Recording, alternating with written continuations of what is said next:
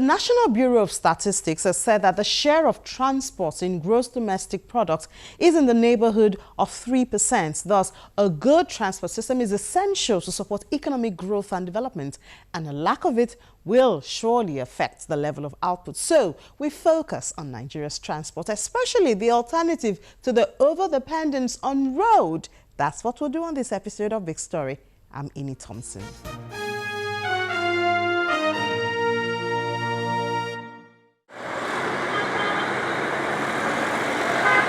Lagos State seems to have become synonymous with traffic jams.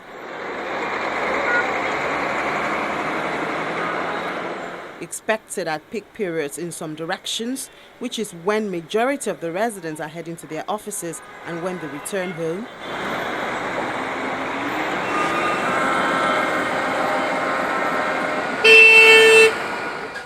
But unexpected at other times when the cause cannot be explained. I spent 6 hours to journey from Ikorodu just down to Friday here. A journey of 20 minutes caused by what I don't know. As I'm going back to Ikorodu now, if you go down Ikorodu Road now, Friday from Jibo end down here, it's crazy. It's crazy.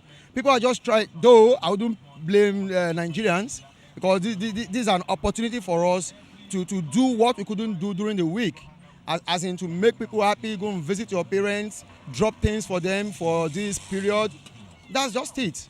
Yeah, so it's people like you that are causing the traffic. No, it's not us. See, if you see some roads now, there's kind of excavation on some roads. So a normal 3 lanes will now compact to be 2 lanes.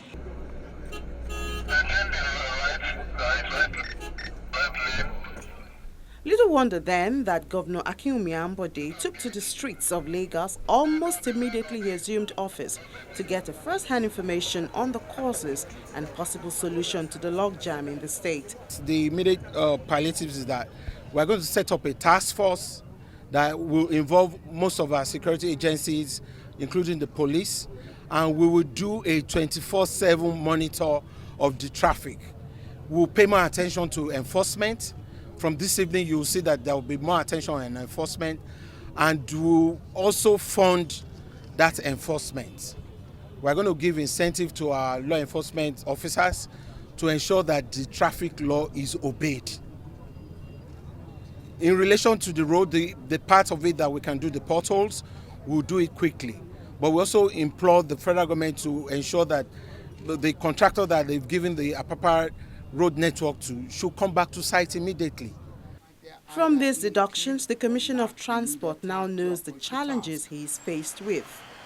Now, the major problem that we have seen in Lagos is that is a problem of junctions from the professional view. Junctions being that most people do not know how to make use of junctions, roundabouts. They make use of existing infrastructure, and also the capacity of this infrastructure is actually exhausted. These are infrastructure that were built over 40, 50 years ago, when the population of Lagos was just 3 million, and it has grown, as you know, to 21 million, and 23 million are still growing. By our estimation, by 2030, it will be about 32 million people living in Lagos.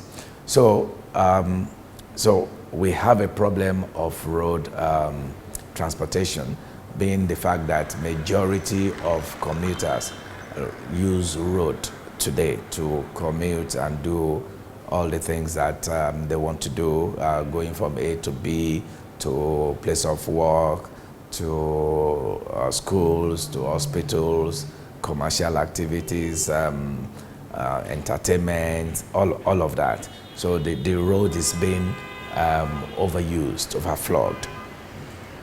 That is one part of it. Now, the other part of it is that where you would see a junction, and you would know that if people have actually queued on one straight line, they will all move faster. But when you see a tailback or a stop at one junction, the next thing you will see is people will turn it into 3, 4, 5 lanes and then struggling in the front to make it 2. So that in itself creates a tailback towards the end. So it's a problem of indiscipline. It's a problem of impatience on the user's side as well.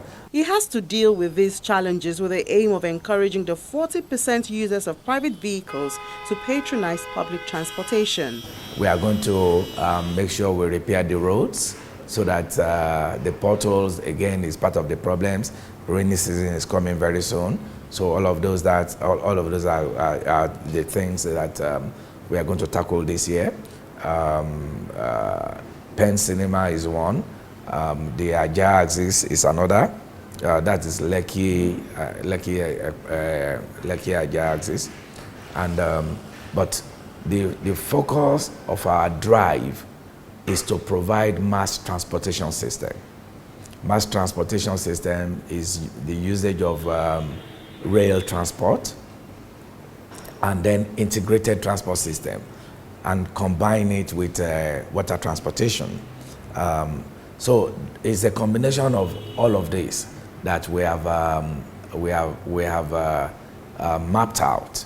We have spent the last 4 years trying to understand not just the road problem alone, but the people themselves.